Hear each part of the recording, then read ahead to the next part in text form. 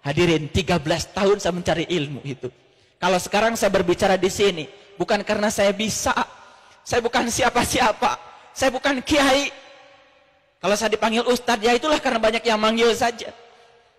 Karena saya pernah berjanji, suatu saat kalau saya bisa menemukan yang saya cari, saya akan wakafkan diri saya untuk menolong orang-orang yang pernah sama seperti saya. Saya sholat dulu, Allahu Akbar. Begitu Allahu Akbar, pikiran saya mulai jalan kemana-mana.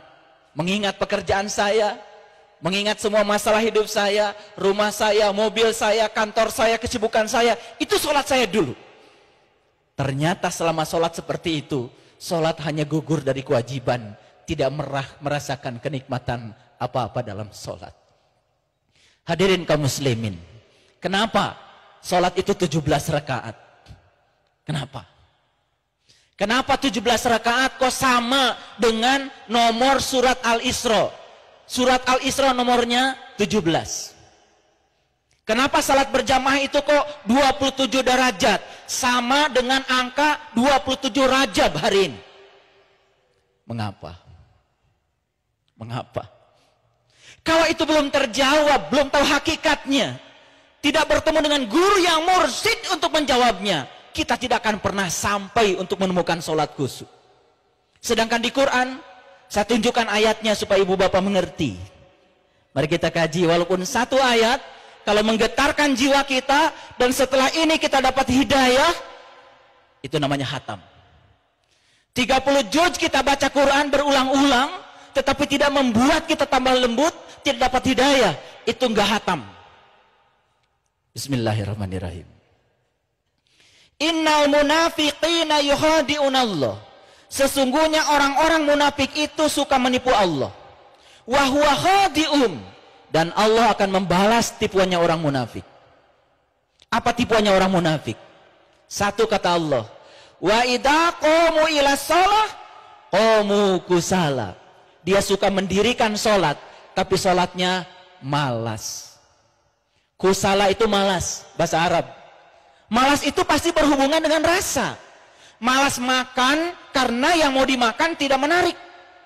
Malas makan karena yang mau dimakan bukan selera kita. Malas makan. Sholat juga bisa malas. Saya dulu terus terang saja, waktu kecil saya sholat karena takut orang tua. Sudah tua saya sholat karena saya takut neraka. Bukan karena saya butuh sholat. Bukan karena saya merasakan kenikmatan sholat. Bahkan saya tidak enak kalau tidak sholat. Karena biasa sholat, bukan karena merasakan nikmatnya sholat. Ini harus dilakukan revolusi. Jangan cuma sekedar ikut peringatan Isra Mi'raj dari tahun ke tahun, itu saja. Tidak meningkat kualitas spiritual kita.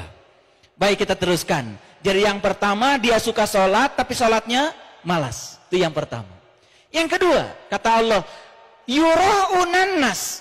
Suka sholat tapi sholatnya ria. Ria itu kalau bahasa fikih ada dua. Ada ria nifak, ada ria adat. Ria nifak, melakukan sesuatu karena ada muatan, ada harapan. Contoh, biasanya gak tahajud, begitu banyak masalah jadi tahajud. Sama seperti kita gak pernah berkunjung ke tetangga. Tiba-tiba tetangga, kita berkunjung ke rumah tetangga. Apa kata tetangga kita?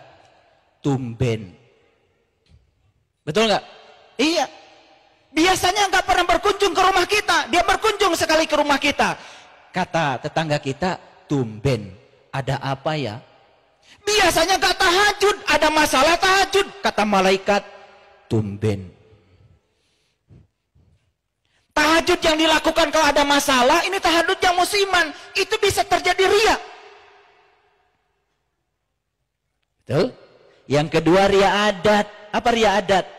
Ria adat itu melaksanakan sesuatu karena terjebak oleh kebiasaan. Biasa sholat, biasa jumatan, biasa saja terus begitu. Tapi tidak mendapatkan manfaat apa-apa. Makanya kata orang bijak, kalau kamu melakukan apa yang selalu kamu lakukan, maka kamu akan mendapatkan apa yang selalu kamu dapatkan. Jika kamu melakukan apa yang selalu kamu lakukan, kamu akan mendapatkan seperti apa yang kamu dapatkan.